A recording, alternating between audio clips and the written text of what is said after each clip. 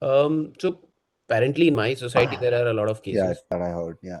right? But no, I don't see there are a lot of cases otherwise. But in my Yeah. society, for I think all these cases are New Year related. They had all gone somewhere and Oh, okay. all got it in. Hello. Yeah, hi. Yeah, hi.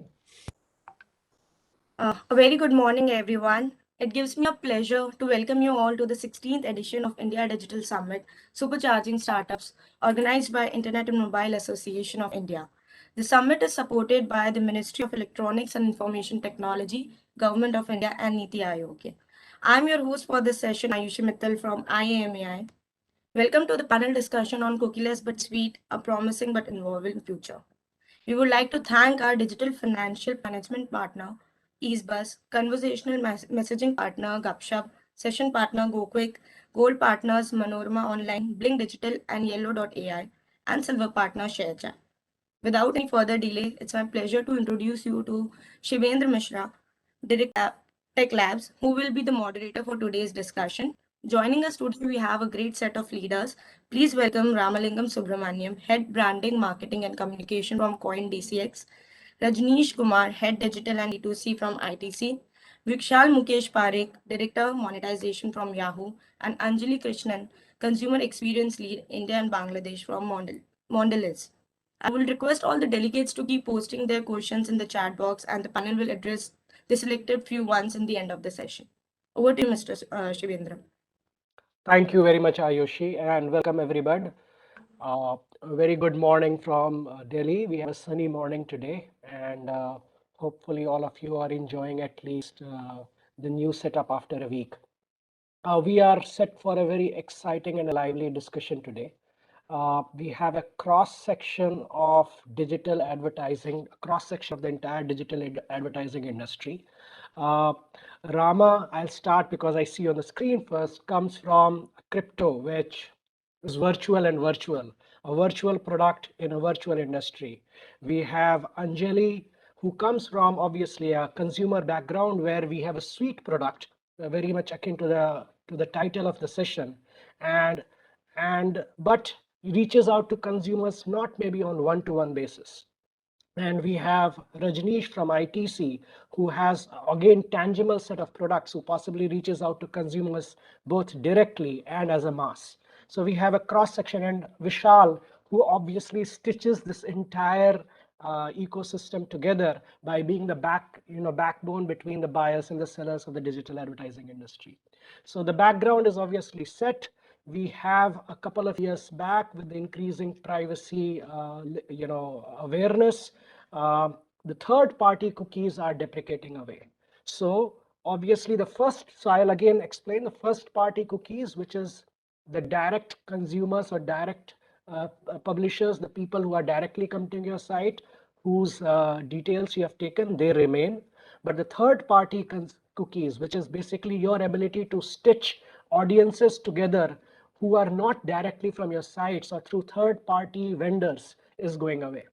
Now, in this context, my question to all of you, as from your own perspective, starting Anjali first, from a consumer background, a mass consumer, where you have to reach out to people in masses, how does it impact your digital strategy, digital advertising strategy?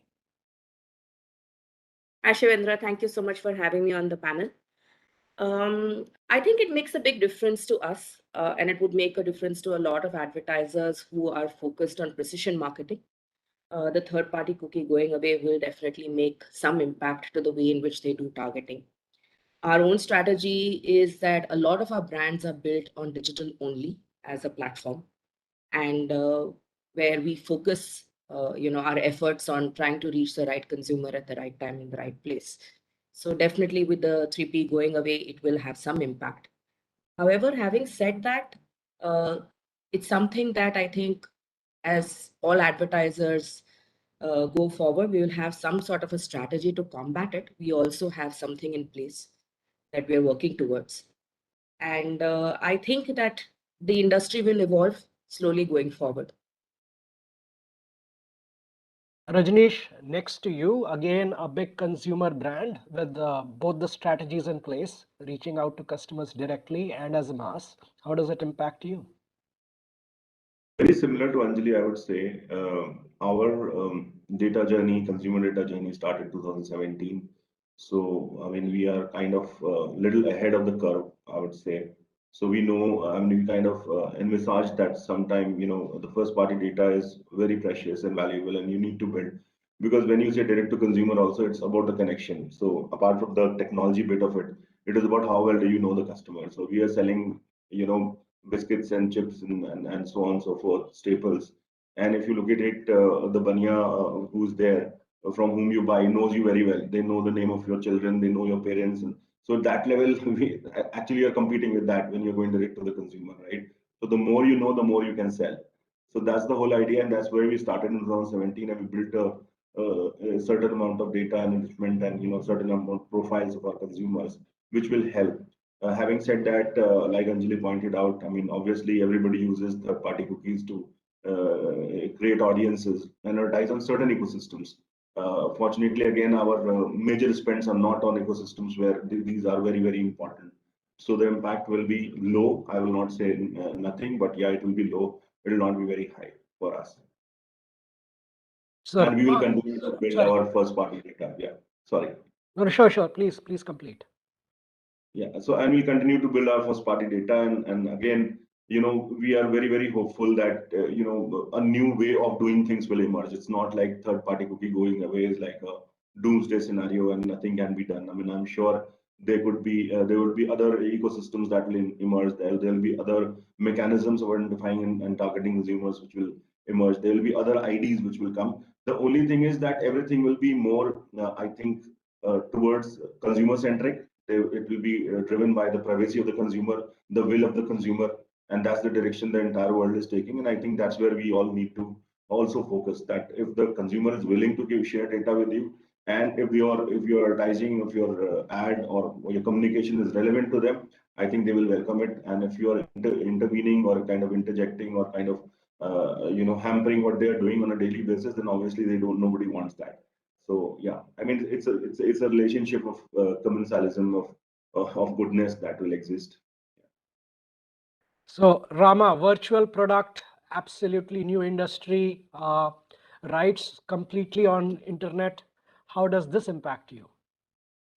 Um, it does, right? It does from a slightly future perspective, right? The plans that we would have been able to do, the activities that we would be able to do, that gets impacted. Um, we are anyways a very restricted industry when it comes from an advertising perspective. There are a lot of things that are not available for us when we talk about advertising or digital advertising in particular. So we have to innovate, we have to figure out new ways to solve these requirements and still achieve growth.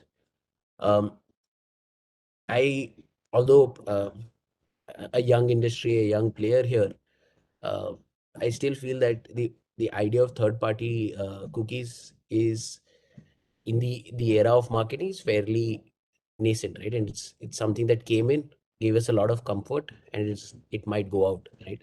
But the idea of marketing and the way in which we had to know our customer and had to target the customer still remains. And I completely agree with both my panelists. There will be impact, but uh, we would have we have done that before the third party cookies, and we would be able to do that even as we move forward. The comfort is gone, but the efforts still remain. Oh, Vishal, from a very different perspective, somebody who stitches the ecosystem together, how does going off cookies impact you? Sure, Shivendra, thank you. So let me take a pause here for a minute and just help you understand how where Yahoo stands today, right?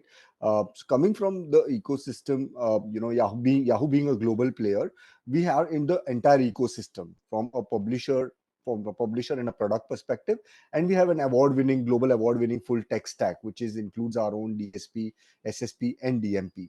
So we are there in the entire ecosystem, and that's what we are trying to enable, right? So the third party cookie going away, right?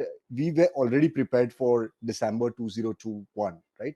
That by this time the cookie would go away, and we have already launched a lot of solutions in that parameter which will help enable. Because as I rightly heard Anjali and Rajnish talking about having their own CDP in certain way, they are creating their own first party data.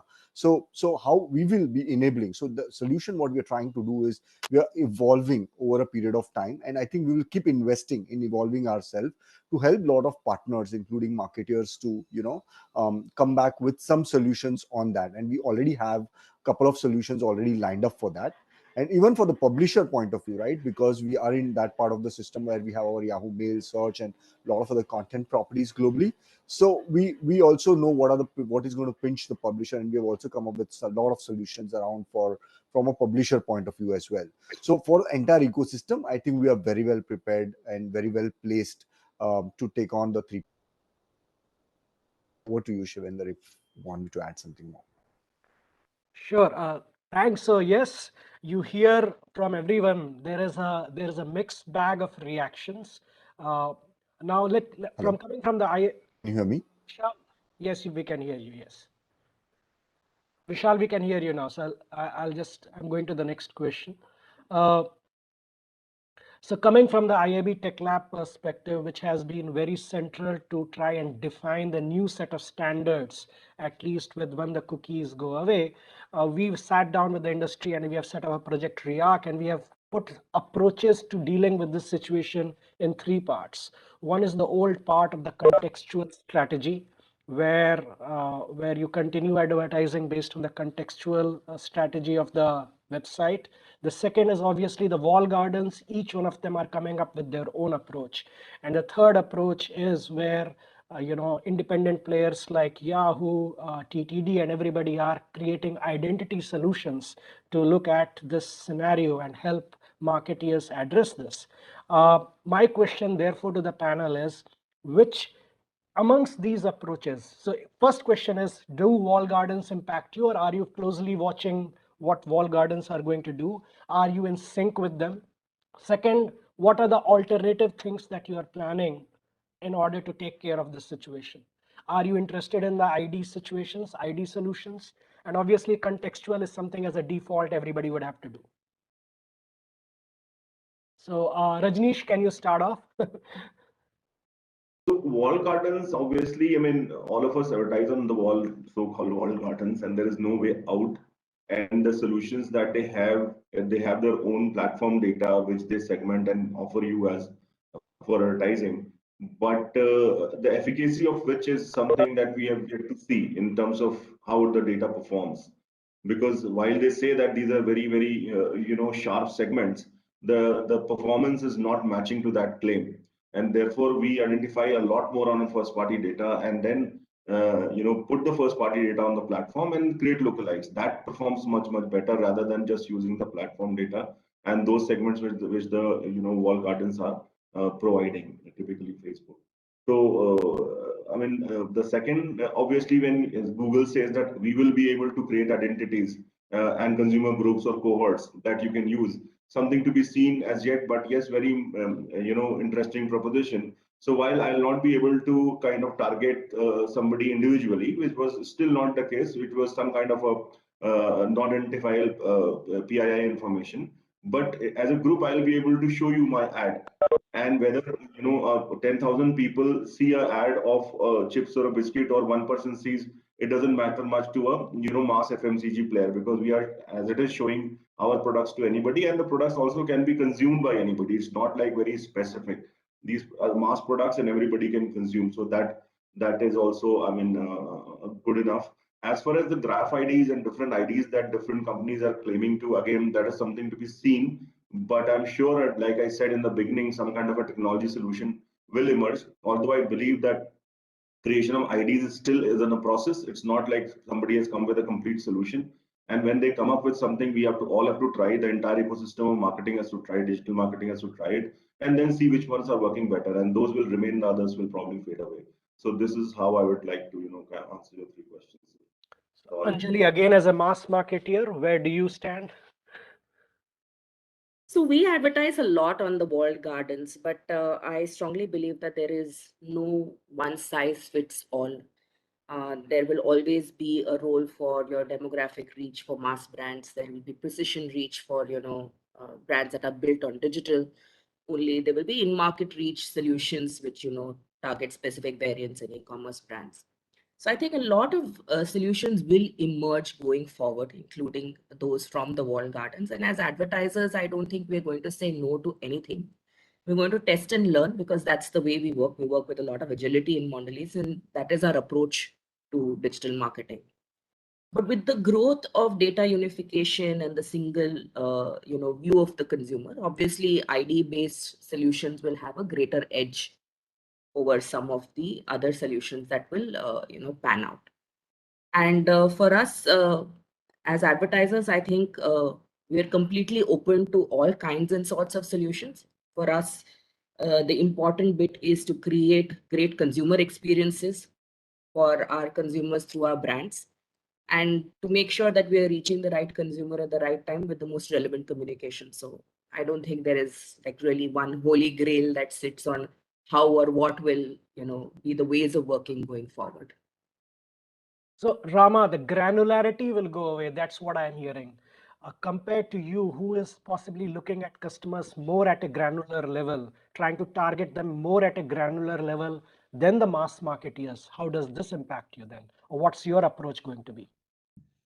So, largely the walled gardens aren't available to us today, right? As we speak, right? So we have to figure a way out to still have that kind of a growth, right? Um, and perhaps certain lessons that we could probably share and how we have gone ahead with the growth path, right? Perhaps we have been one of, as an industry, we have been fastest growing in the last 1 year, good, bad, whichever you want to look at it. Uh, Without all these situations available or these channels available. Granularity, yes, definitely matters, right?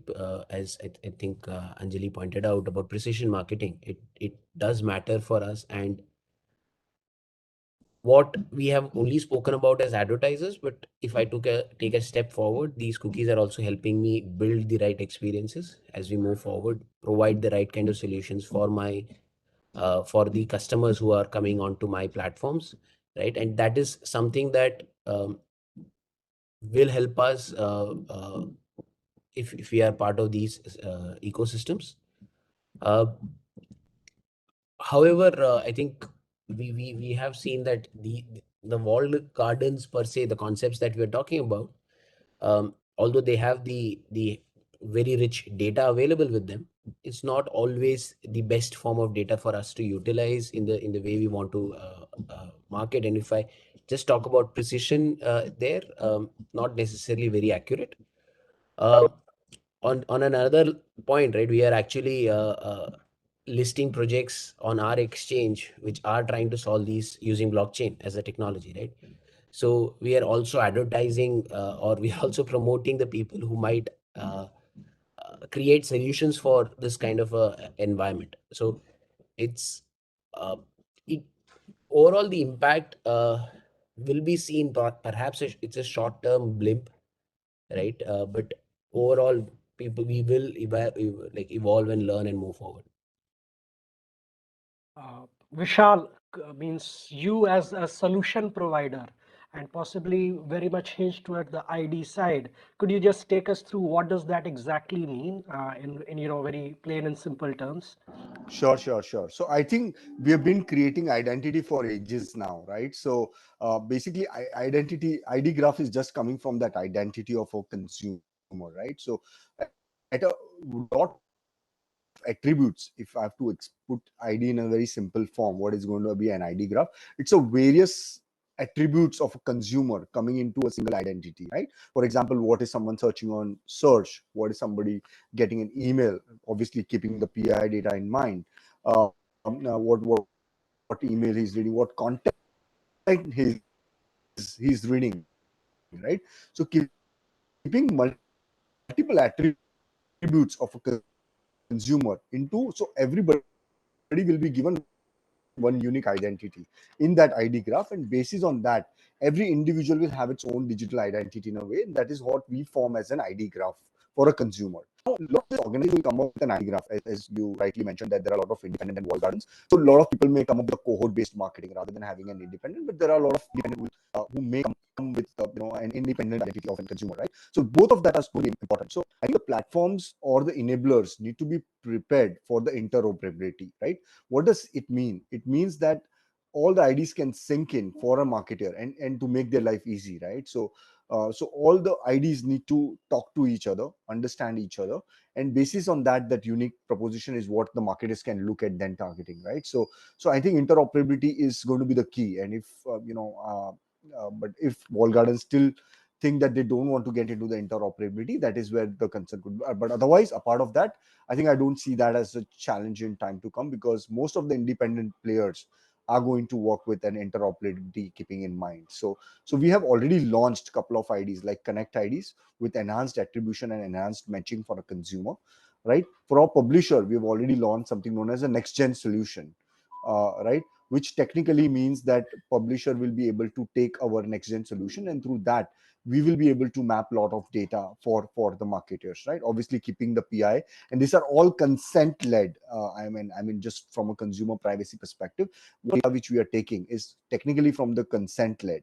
And being a publisher, as Shivendra, which I was saying, that we are very well prepared from even getting a lot of things from a bitstream data, because all these wall gardens as well as the third party independent DSPs, they do bid on our supply. So lot of bitstream data is also passed through. So there are a lot of algos which play around, and I think there is enough and more for marketers. As I think what they mentioned, that it's not that one size may fit all, right? So they will have to keep trying and exploring, and I think industry will keep evolving over a period of time as well. I think that is what I can sum up my discussion to this answer. For the persistent identity, for an identity-less solution, something like contextual, and then obviously working with an industry partnerships like IAB to come up with a more standardized solution. So I think these are the three solutions what I think industry is expecting, and we have almost launched all of them. Thanks, Vishal. So this kind of sets us a stage at a different stage of a discussion. So till now we have been talking from our perspective as industry people. My next question to all of the panelists is, from a consumer perspective, from a customer perspective, do I understand what is all this happening, this entire hullabaloo, the cookies going away? How does it really impact me? People told me that my privacy was taken away, which I was not aware of.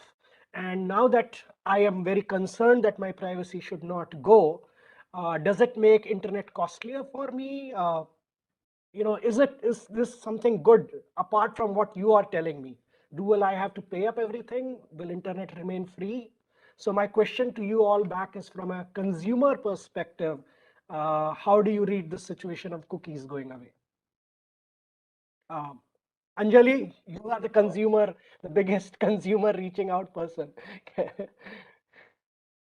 So I really think that consumers are very, very adaptable, and consumers learn to, catch on to the digital curve faster than marketing does.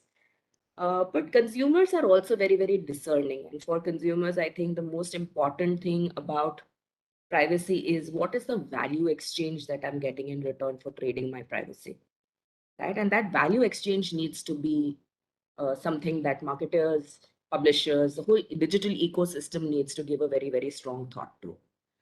I think there are multiple models that will emerge going forward, and there may be some sort of models which are free. There is freemium, there's premium, for and consumers will probably find a model that works best for them, to enable them to continue to get the kind of content they're using, the kind of interactions that they're having with brands. So I definitely do believe that um, there will be a short-term impact for consumers, especially those who are ahead of the digital journey, who understand what privacy really means. But by and large, I think at some point in time, consumers will learn to kind of find the right value that works for them in return for privacy. So I'll persist on the question. Is internet going to cost me more? Means that's my only concern. Will I have to pay for my browsing apart from my data costs? May I? Sure. Go ahead. I mean, I'll just Anjali. Okay, yeah, sure, sure. Right. So I think Shivendra put me in a spot, so we shall go ahead. no, no, sorry, I was not trying. Okay, so Shivendra, you can continue with Anjali. Probably, I just wanted to say that in different geos, right, consumers really behave very differently, right? So if you look at the markets like which is very evolved, right, and where the privacy is the key, markets like Europe, right, and the markets like NAR, which is North American, and the markets like Asia Pacific, I think privacy is a very subjective term, right? And what user want to trade off for, correct? Maybe in Europe it is too much to the heart, right? But in a consumer space which comes technically from this side of the world where we sit, right?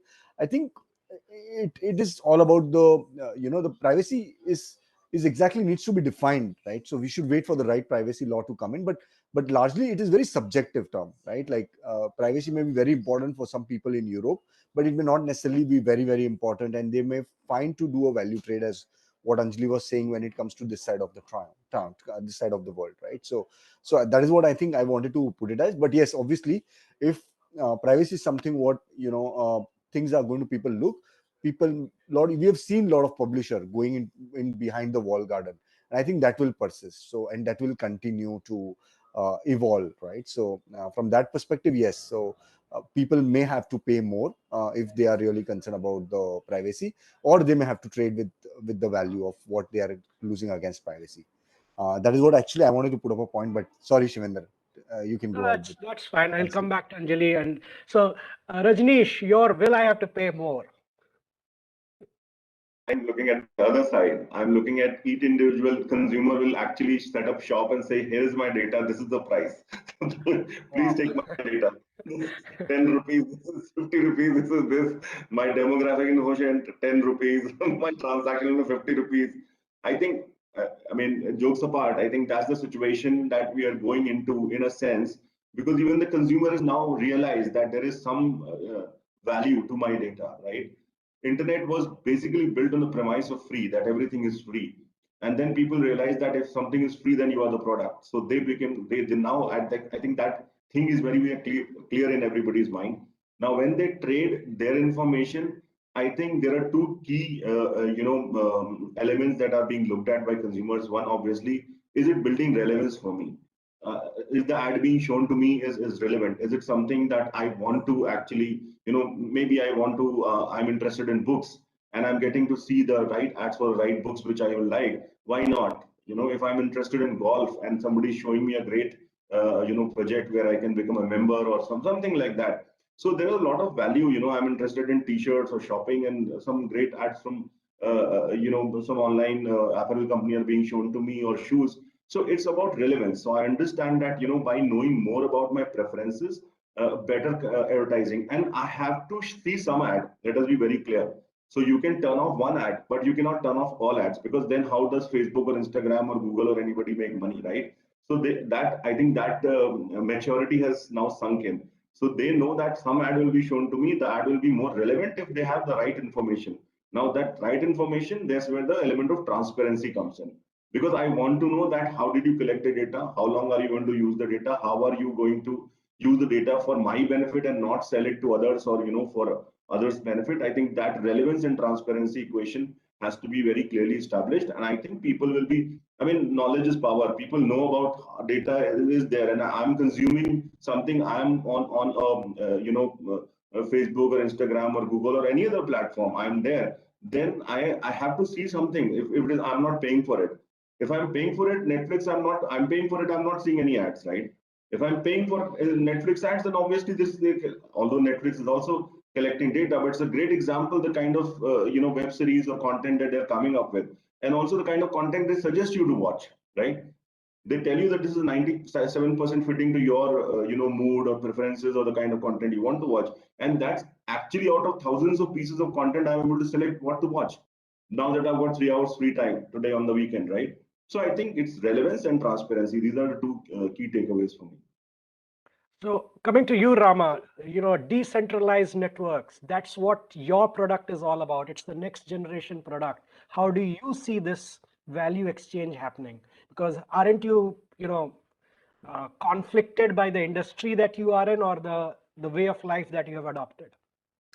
Sure. So, see, internet had one problem um of transfer of value uh, over the internet was an issue because we did not have systems in place which blockchain, which we are calling as the next generation of internet, is able to solve, right? Coming to the question about whether people will have to pay for content, there are already use cases where customers are being paid to show an advertisement, right? If you go to Brave as a browser, they have a token called basic attention token. You get paid uh, to see an ad, right? So question on the entire privacy piece is do I have a choice, right? Do I get a choice to decide what I want to see, and do I have a choice whether uh, my data can be my data or my browsing pattern or whatever can be taken by a particular agency, right? That's the question of privacy is there. Uh, pri- for ages, all our data has been shared, be it the grapevine, be it the maid at her house. Everyone knows our data. Uh, Again, how much choice do we have? And there are solutions today available within blockchain that allows you uh, that kind of a strength, right? And when we talk about blockchain, when we talk about crypto, we're not just talking about finance, investment, making money. That's one aspect of it. It's like the stock market, but the stock market is not the industry, right? The industry is different from the stock market. The stock market is only a way to bring in liquidity into the space. When we talk about blockchain, we're talking about how we basically write technology, right? And when this adoption comes in, the way we write software is going to change. The mindset that we have when we write a piece of, like when we create a website on internet versus the way we create an application over on blockchain, the mindset is going to be different. The way the opportunities are going to be different. And in a way, decentralization, the concept of decentralization gives back that choice to the consumer, right? I can decide what I want to see. I can decide what uh, advertisement or what kind of advertisers can target me. And if I decide, I can also get paid for it, right? If I allow CoinDCX to target me, can I get paid for that? Even if I'm not a consumer, that kind of a situation is possible because of blockchain and crypto. Because in reality, these payments should be micro nano payments, right? And crypto allows you to reach to that level. So as a person working in this space, the way we are looking at advertising using blockchain as a technology, things will evolve and things will change. uh, the the idea of blockchain was built with the idea of privacy, which now has become a question of contention because we have pseudo anonymous wallets, we have pseudo anonymous blogs. We don't really know who's the person behind a particular node on the blockchain. So it was built with privacy first. um, Now we are trying to come to a more stable situation where, uh, say for certain use cases, we are able to, say for example, a regulatory use case, we are able to get to understand who owns that node, who owns that block, who owns that wallet. uh, for the consumer, I feel, more than the question of how much data is gone, it's whether I have a choice.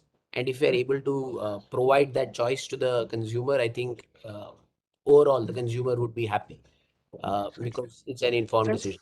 it's basically the freedom of choice that's more important than privacy and other things. That's what. Anjali, coming back to you and trying to wrap this stuff of what you have heard through. Where do you see yourself in terms of this privacy choice debate? See, I think more than privacy, it's about consent, right? So one of the key focus areas around privacy is that once I give you consent to take my data, how are you using that data? Where all will it be used? How often will you visit or revisit what that information that has been provided to you has been utilized? And that I think is way more critical. I think we don't, as an industry, don't really understand consent completely, and that is evolving. And that should really be the focus of making sure that you're getting the right consent for the right thing from the consumer. And as long as you're not invading the consumer's privacy beyond what they have consented to let you do, I think it's all okay. So that brings me tees up for the next question, again from as IAB Tech Lab perspective, being the authors of the GDPR consent framework. My question back goes to the panel. As an industry, how do we need to come together? Is there some point that we need to come together, collaborate together, um, send out certain messages, maybe as publisher groups or as buyer groups, with this changing scenario, as to self-regulate whatever we are trying to do, rather than let the regulations come in and decide, what things are happening to us? How do you see the role of industry bodies or industry coming together to collaborate for some of these ideas? Sure, if I may. See, we are in a similar situation when it comes to cryptos, right? We have to do certain things if we want to exist. We have to understand, we take that responsibility that we need to, say, specific to advertising, we need to advertise more responsibly, and not really wait for a regulator to come in. It's a duty that we need to take, right? The point that I felt, so we discussed that consent was important, or that choice was important, but as an industry, or as players who are building this ecosystem up, we need to also understand that, do people really understand what consent is, right? And even if so, the problem with third party cookies, right, was that even if I have consented, there would be places where you are tracking me without my knowledge, right? uh, and that was the piece where it was scary, right? So we need to understand what is consent, we need to explain to people what is consent, and we need to ensure that that consent is being upheld across all It's conversations. implemented. Yeah, Yeah, consent is implemented. that's what the ecosystem needs to work on, right? Define what is consent, define how we use this consent, and basically make everyone educated around what is it that we're talking about. Yep. Rajnish, your thoughts? That we are looking at something similar like a GDPR bill in India is very, I mean, it's already in the parliament and any day it will be there. So if you compare it, somebody has gone through a lot of documentation, understood the whole situation and come up with what is right, what is wrong, and that bill is tabled now.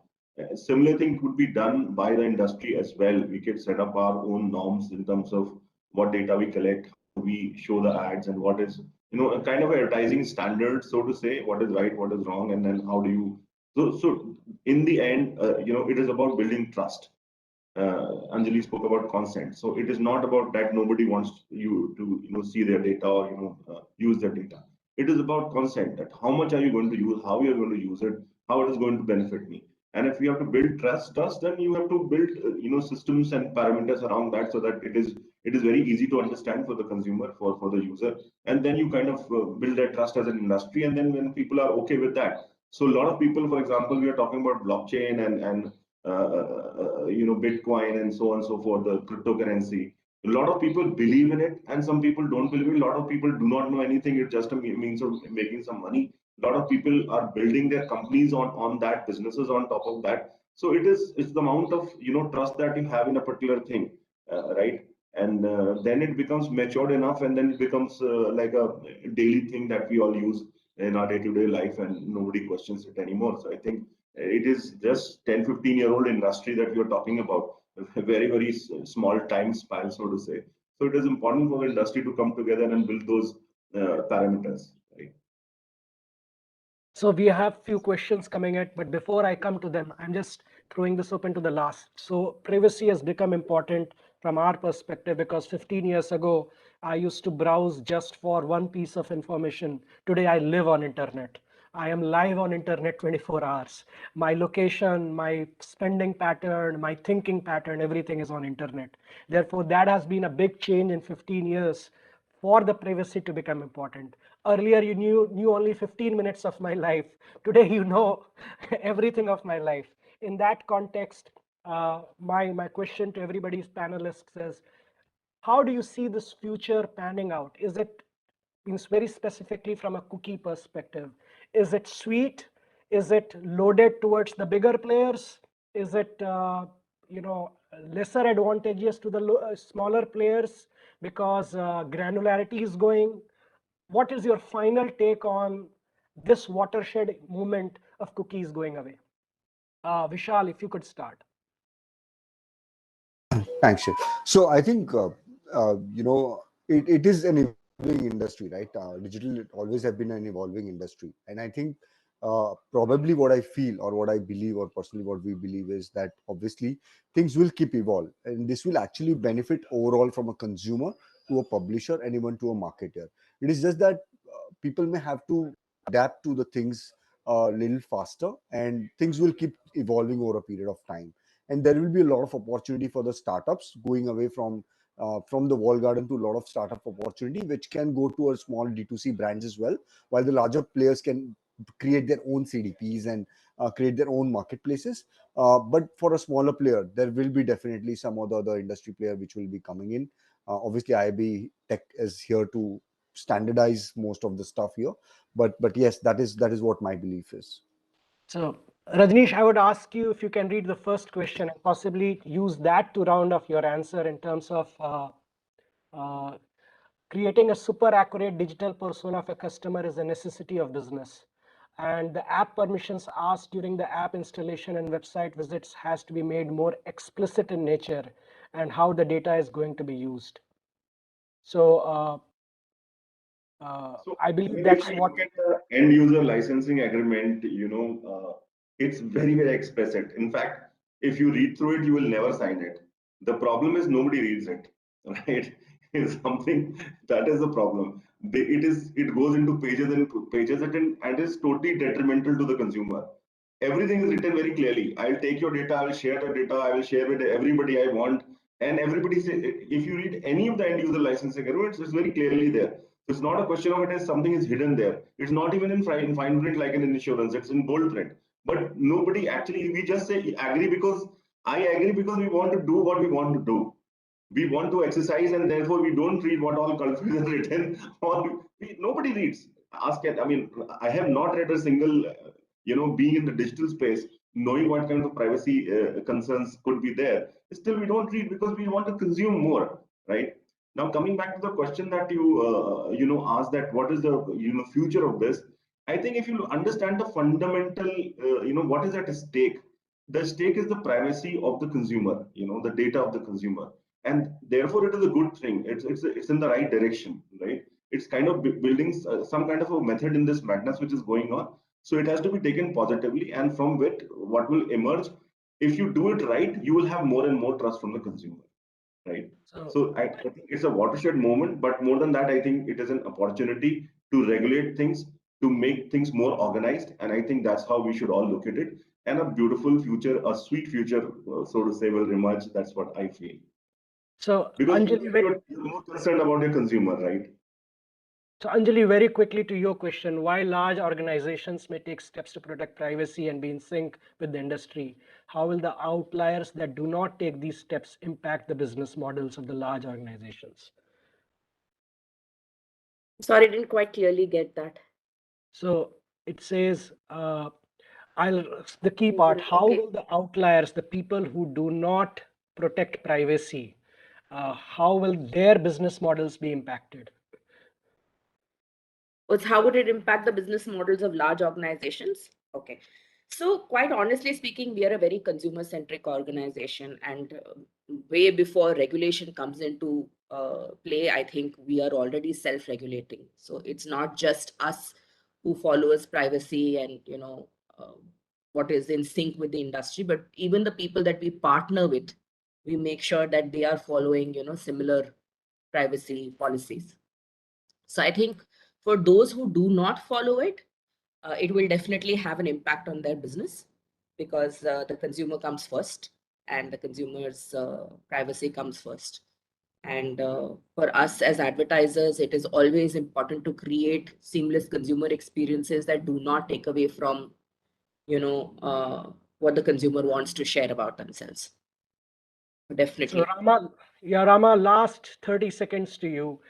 In a country, because this question is about education, you are in a country, India, where internet literacy is very low and the concept of data privacy is lower.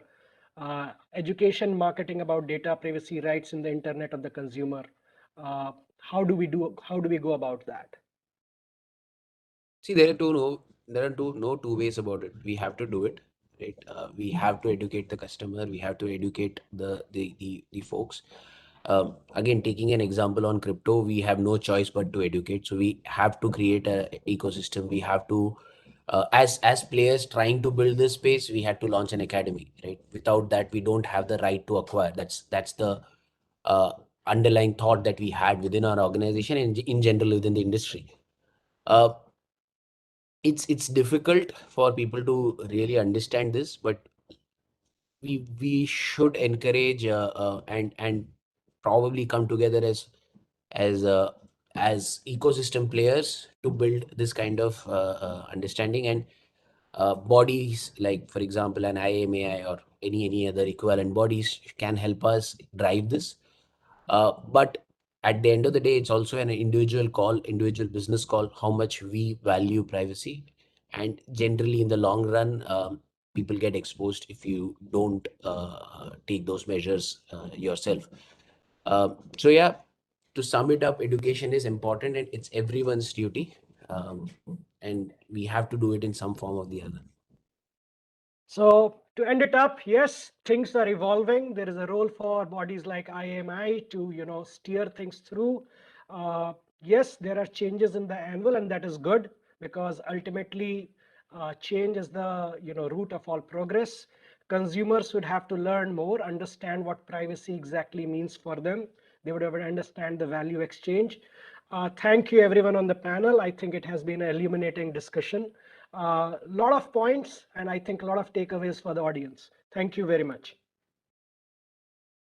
Thank you everyone for such an Thank engaging you. discussion today. A special thanks to all our panelists and our moderator for being here with us today and making this possible. Another thank you goes to all our attendees who are here with us today. Thank you so much everyone. Stay safe. Thank you. Thank you so much. Thank you.